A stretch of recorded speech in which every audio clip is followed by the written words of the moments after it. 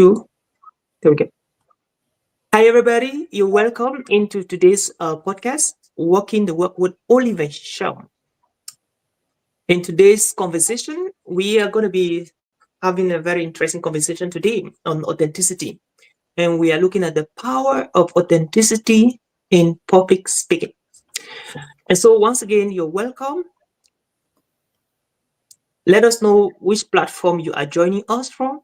If you're joining us on Facebook, just indicate. It is what it is YouTube, if it's LinkedIn, of course. Come on, LinkedIn family, and where's the Facebook family? Are you there? Okay, let us know where you're joining us from. Facebook, YouTube, LinkedIn, and so we know, right? Just so we know. Just so we know. Okay. So even as we dive deeper into our conversation, so private chat, awesome, LinkedIn. Okay, beautiful. You're welcome, Glazer, joining us from LinkedIn. And so, like I already said, we're going to be looking at authenticity in public speaking. And in a world where authenticity is rewarded and a lot of fake is rewarded, one of the ways to stand out is to be unapologetically yourself. That's one of the best ways to stand out, to be unapologetically yourself. Because we live in a world where a lot of fake and what is not real is actually appreciated. And so, how do you stand out through authenticity?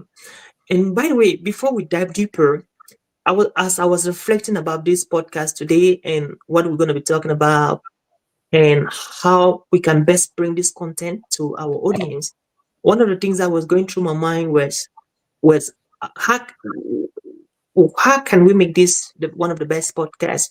And I was thinking about some things and having some reflections. And one of the thoughts that came to my mind was this beautiful thought: authenticity is the language of the strong. Did you hear that? Authenticity is the language of the strong. And what that means is that only the strong people speak the language of authenticity. And so the question I have for you is, are you a strong one? Because when you are afraid of sharing your story, that is the real you, I mean, there is a lower probability that you're going to impact people's life. And so, as professional speakers, we have to be authentic with ourselves. We have to be real with ourselves. And guess what?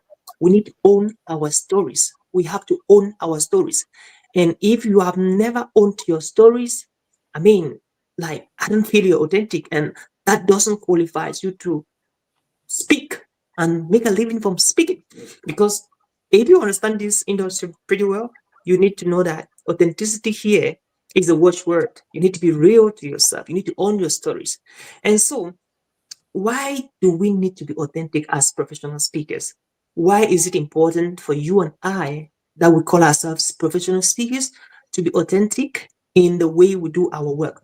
Number one, we need to be authentic as professional speakers because it is only until we are authentic that we are able to touch the lives, to transform the lives, to scare the souls, and to inspire the minds that they will ever listen to us. And so, if you're not authentic, that transformation that you're looking for can never happen. Number two, why do we need to be authentic as speakers? We need to be authentic because when we are not authentic, our audience will always feel it. They will always sense it. They'll always see us as fake, you know. And any story you're sharing that is not from your heart, you don't need a rocket scientist to figure that out. Your audience will always feel it. If it's out of passion or if it is actually a situation where you're faking it. And so, my friend, it is important and is advisable and is highly recommendable for us as professional speakers to be authentic. And I just want to share with the last reason, the third reason why we need to be authentic as professional speakers is because it is one of the rules. It is a principle that governs speakers. How on earth can you be able to inspire your audience if you're not true to yourself? Because you need to connect with them and they need to connect with you. So one of the best way for you to connect with your audience is when you are true to yourself. And one of the stories of authenticity and an aspect of vulnerability in my speaking is my story of dropping out from school, not once, not twice, not thrice, not four times, even not even five times, not even six times, but seven times. Why do I share the story? I share the story because that makes me authentic. You know what I mean? Like that really makes me authentic. And whenever I share this story, most of the time, there are people in the audience that they have had some personal experiences and encounters in their lives that make them to drop out from school. And anytime I share this story, they'll always connect with me. And they always think about their experiences, how hard life was for them when they drop out from school. And again, why do I share the story? I share the story because I have to be authentic. I don't need to prove that I am strong. I've never dropped out from school. You know, I don't have to do that. I have to be vulnerable. I have to be authentic with my stories and how I share it. And you will not believe the transformational effect and the impact of this story in the lives of people, especially those who have experienced the same thing, dropping out from school because of maybe different reasons. Maybe the parents were not able to afford. Maybe something happened. They had some ill health, or they were not able to get someone who could get them to school to fund. And again, there is what we call the story of vulnerability, and there's what we call the story of authority. So anytime you want to share a vulnerable story like this one, it is wisdom, it is wise that by the time you're sharing stories like this, you should have an authority story. So what that means is that you don't come and tell people that you drop out of school seven times and that's why you're a speaker or that's why you are a failure. No, they need to see how you are able to transition from that failure to something outstanding, to something remarkable, to something unprecedented that happened in your life, and that makes you who you are today.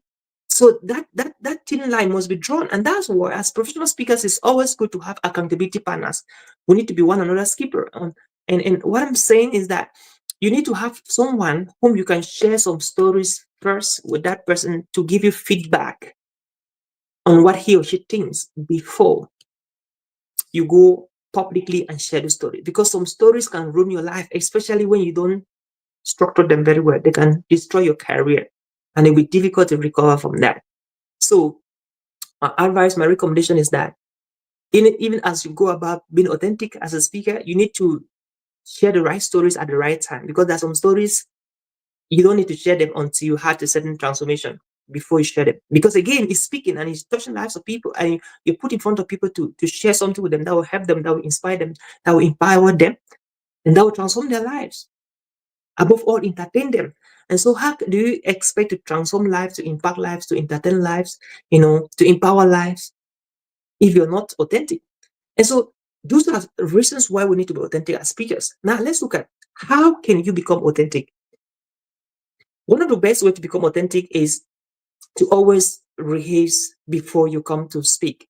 And what that means is that you need to, when I started my speaking career, many people thought that, being authentic or rehearsing was speaking in front of the mirror, coming in front of the mirror and sharing the story. That is part of it.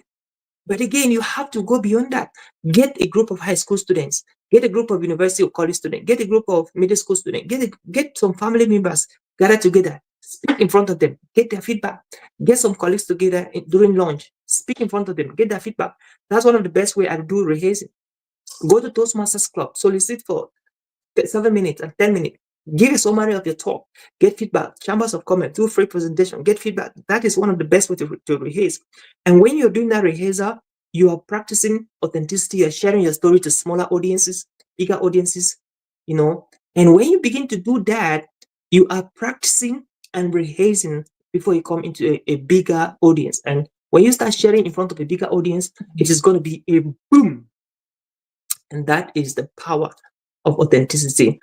So you have to begin by practicing. And number two, you have to be able to sit down and write your stories. When I started my speaking career way back in 2010, was a couple of years, a decade and a half from today, for the first 3 years, it was hard because it was really hard because I was trying to speak like Les Brown, I was trying to speak like Tony Robbins, I was trying to speak like Brian Tracy, Jack Canfield, Zig Ziglar, you know, I was trying to speak like John C. Maxwell and all of that, and it was not going.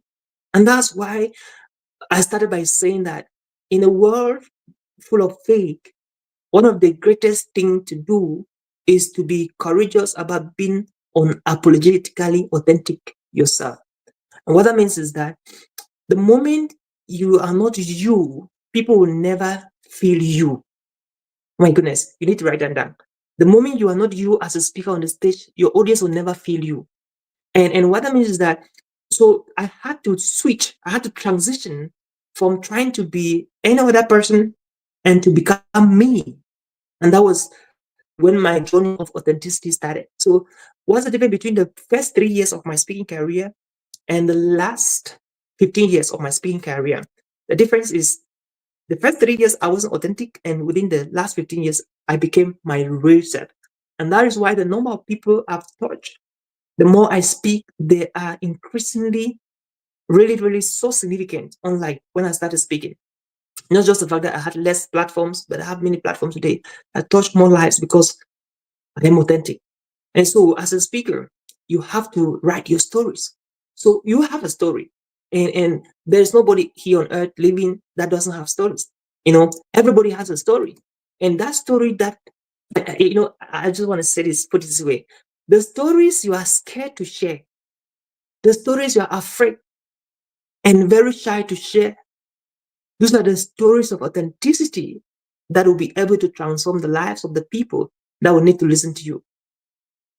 And that's why somebody says that thing that you are afraid to do, that you're afraid to say, it is that actually the thing that is holding your biggest, biggest, biggest breakthrough.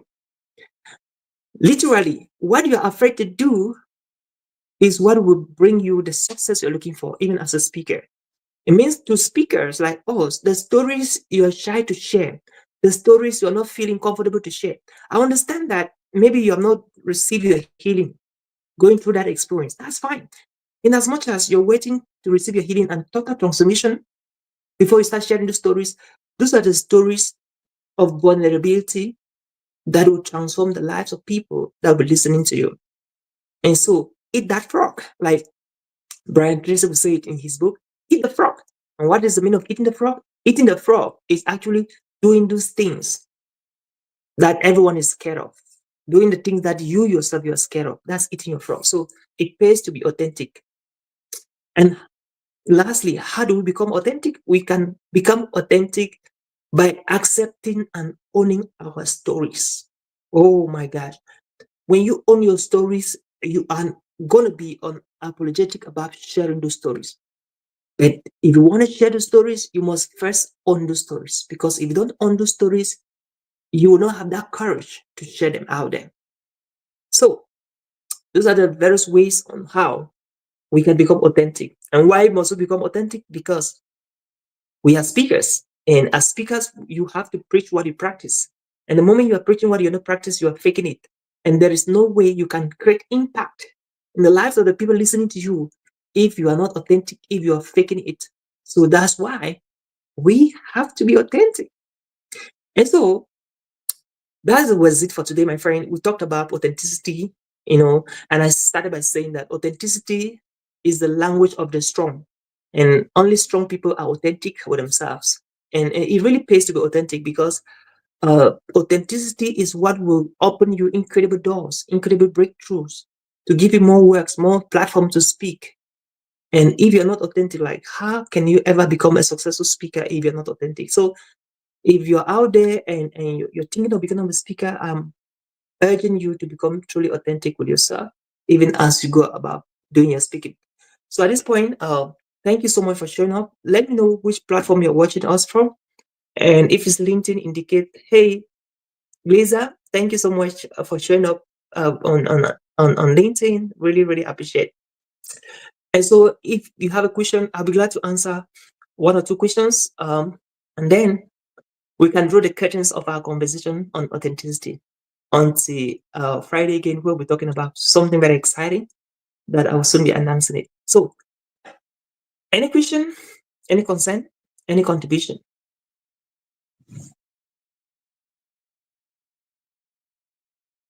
So, is somebody having a question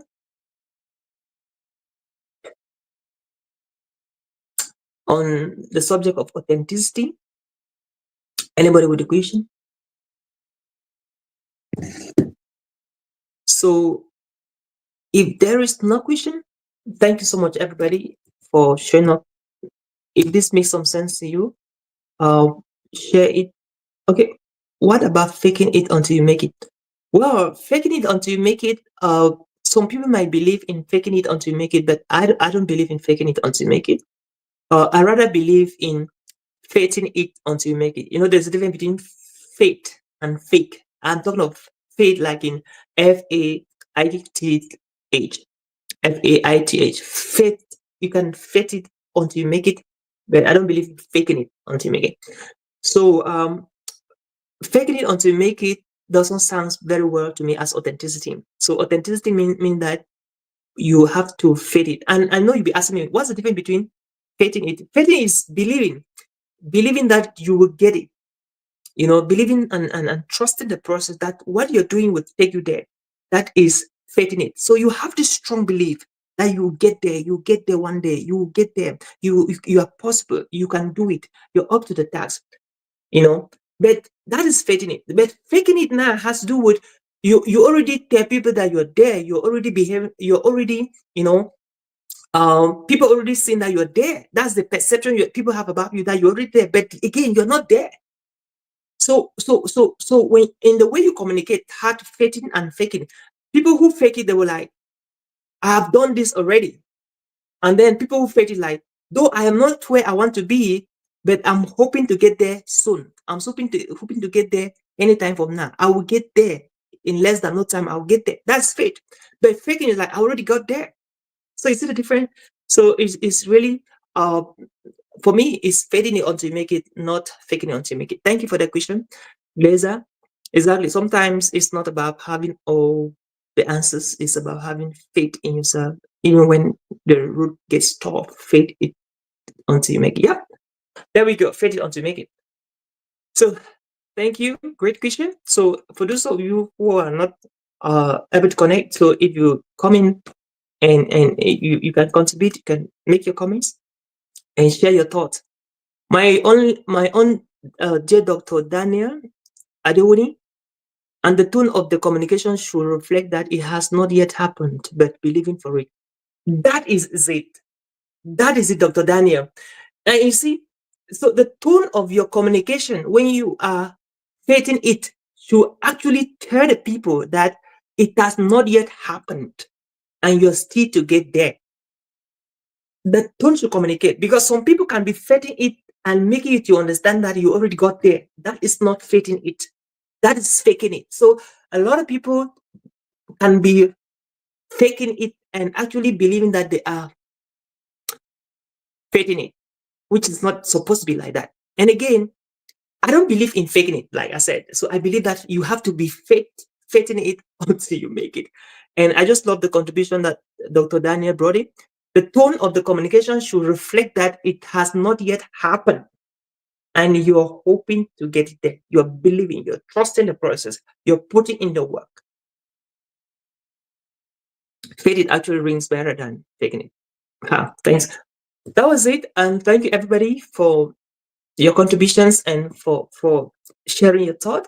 My name is Oliver Nshom, and that was Working the Work with Oliver Nshom, a professional speaker. And for those of you who are looking forward to have your paid speaking gigs both nationally and internationally, together with my team, we will be glad to help you. We are launching a 1 month coaching program for people who want paid national and international speaking gigs. And if you're interested about that, you can reach out to myself or to any of my team members, you know, on talks, so you can be able to be of help to you, to help you to get more speaking gigs. internationally and nationally. And so, again, on the 30th of this month, here in the United States, we shall be launching the talks on the 30th of this month in Minneapolis, Minnesota.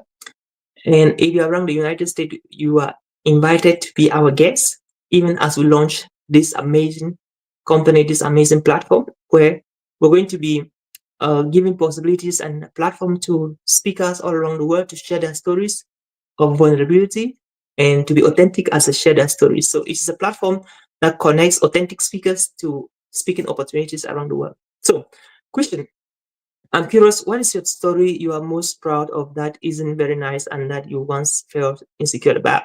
Yeah, I always love to talk about my experience of dropping out from school 7 times and still going back and graduating. It was challenging. At first, I never wanted to talk about dropping out from school 7 times. That sounds weird. It's like creepy. I didn't want to talk about that. But again, the moment I realized that I need to be authentic in the way I do my communication, in my speaking, I own it. I was like, that is me. So I cannot refuse the fact that that was on me. And so history has been written already. So I had to use that experience to inspire other people around the world as went around talking and training and speaking in conferences. And when I share the story, I always like it's very fun to me now. You know what I mean? Like dropping out of school 7 times. It's way but interesting. But again, it did not end there. So after I dropped, I still went back and finished my studies, and I'm a proud graduate now. And so one of the things that I love about this story is that if I could have not gone back to school to finish my studies, I could have talked so much about this story. Because one mistake that speakers make is they share vulnerability stories and they don't have authority story to back up. That is a big problem. So anytime you're sharing a story of vulnerability, the audience always expect you to tell them that. And after all of that challenges, after all of that hurdles, after all of that, I still came back, and this is where I'm today. So I love that story, and I really love that story. And again, another story that is kind of vulnerable that at first I never wanted to share it was like, the story. You know what I mean? Like speaking for 10 years. I launched my speaking career in 2010, and I spoke from 2010 to 2020. I've never made up to 5,000 US dollars. That's crazy. But again, this is me still speaking, and that tells me that this is what I was going to do. I love it. I own it, and I'm loving it, and I'm doing it.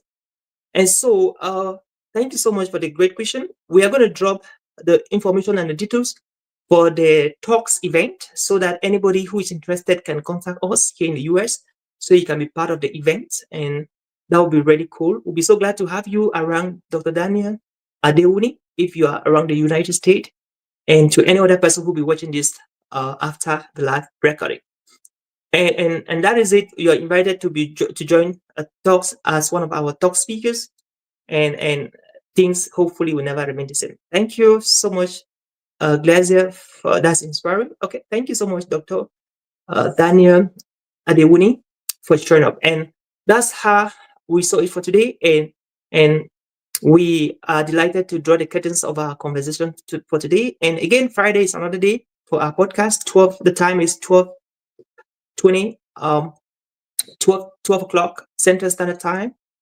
That should be 1 p.m. Eastern Standard Time, and that should be 7 p.m. West African Time Zone. So get your alarm set, get your notification set as we see again on Friday. And so if you have any feedback to give us based on this today's session, feel free, reach out to me on LinkedIn, and we'll be able to respond to you hopefully within 10 seconds or 10 minutes or 10 hours. Thank you, Melanie, and for showing up. Thank you for sharing. Melanie, it was nice time having you, and thank you for representing the continent of Africa here. And if this makes some sense to you, share it with a loved one or somebody that can encourage them. And thank you, everybody, once again. That was it for today. And my name is Oliver Nshom, and looking forward to see you at the top.